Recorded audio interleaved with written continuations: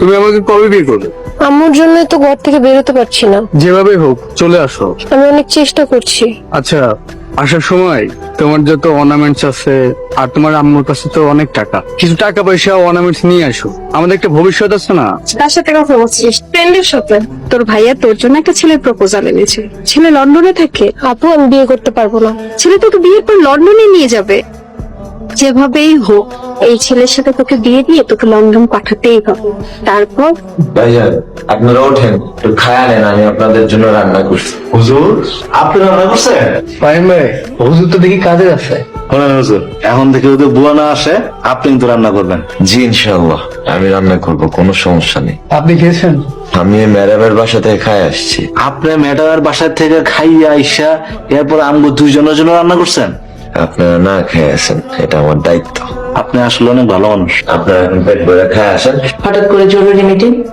আম্মু কুসুমের জন্য একটা ভালো পাত্র পেয়েছি। ও ঠিকই বলেছে, ছেলে আমার কাজিন, হায়ার এডুকেটেড। তাছাড়া বড় কথা হচ্ছে ছেলেটা ভালো একটা জব করে। কুসুমের জন্য ফরতেও তো ভালো প্রপোজাল নিয়ে আসছিল। ছেলে লন্ডনের সিটিজেন, বিয়ের পরে কুসুমকে লন্ডনে নিয়ে যাবে আর কুসুম সেখানে রানীর মতো থাকবে। আমি বিয়ে করব না। আমার দেখা পাত্র কি তোর বিয়ে করতে হবে? আমাদের দেখা পাত্রের সাথেই কুসুমের বিয়ে হবে। তোর মতলব আমি বুঝি না। কুসুমকে বিয়ে দিয়ে লন্ডন পাঠিয়ে দিয়ে এই পুরো বাড়ির মালিক একা হতে চাচ্ছিস? তোমার মতলবও আমি বুঝি।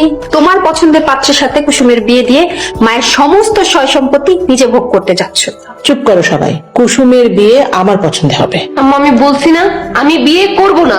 বড় জামাই মেজো জামাই কাল থেকে অফিসের সব হিসাব আমাকে দেবে। জি আম্মা, কোন সমস্যা? সবাই ডিনার করতে আসো। এখন মার পছন্দে কুসুমকে বিয়ে দিবে, কি করবি এখন? তোর জন্য কুসুমকে ভালো ছেলের কাছে বিয়ে দিতে পারলাম না। আম্মু কেমন ছেলের কাছে কুসুমকে বিয়ে দেবে? তার চেয়ে বড় কথা কি জানো? ওই ছেলে কি আমাদের মতো হবে? যদি আমাদের মতো না হয়, সামনে কত বিপদ, বুঝতে পারছো তোমরা? আমাদের মতো হবে। আম্মুর মতলব ভালো না, কুসুমকে আগে পড়াচ্ছি। তুই কিছু বলিসনি? শোনো, এইভাবে কোনো কিছুই হবে না।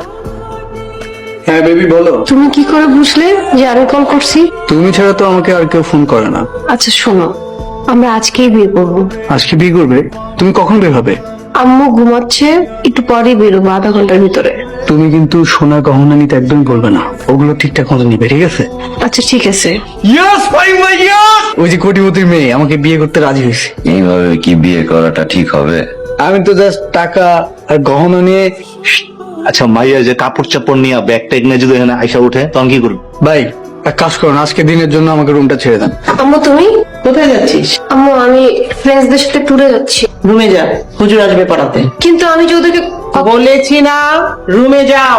সবসময় তুমি এমন করো। আসসালামু আলাইকুম। ওয়ালাইকুম আসসালাম। আমি আমার মেয়ে কুসুমকে তোমার সঙ্গে বিয়ে দিতে চাই। এটা আপনি কি বলেন ম্যাডাম? আমার মতো একজন গরিবের কাছে আপনার মেয়েকে বিয়ে দিবেন? কুসুমের বাবা অনেক সম্পত্তি রেখে গেছে, সেই সম্পত্তির কারণে আমার আপনজন এখন শত্রু হয়ে উঠছে। আমার কুসুমকে আমি তোমার হাতে তুলে দিতে চাই। ম্যাডাম আপনার যদি তাতে ভালো হয় আপনি তাহলে সেটাই করেন, আমার তাতে কোনো আপত্তি নেই। তুমি তাহলে মানসিকভাবে প্রস্তুতি নাও, আমি কাজী সাহেবকে ফোন করছি। আমি ওই হুজুরকে বিয়ে করব না, আমি রবিনকেই বিয়ে করব। এই শাড়িটা পরে না গেলে আমার কিন্তু নিজে আইব, আইলে কিন্তু অনেক খারাপ হইব। ময়মনসিংহ গরুপুর নিবাসী মৃত আব্দুল কুদ্দুসের একমাত্র ছেলে মোহাম্মদ আব্দুর রহিমের সাথে। বলেন মা কবুল? বলো, বলছিস না কেন? আলহামদুলিল্লাহ। আপনি এখানে একটা সই করেন। সাইন করো। আল্লাহুম্মা আমিন।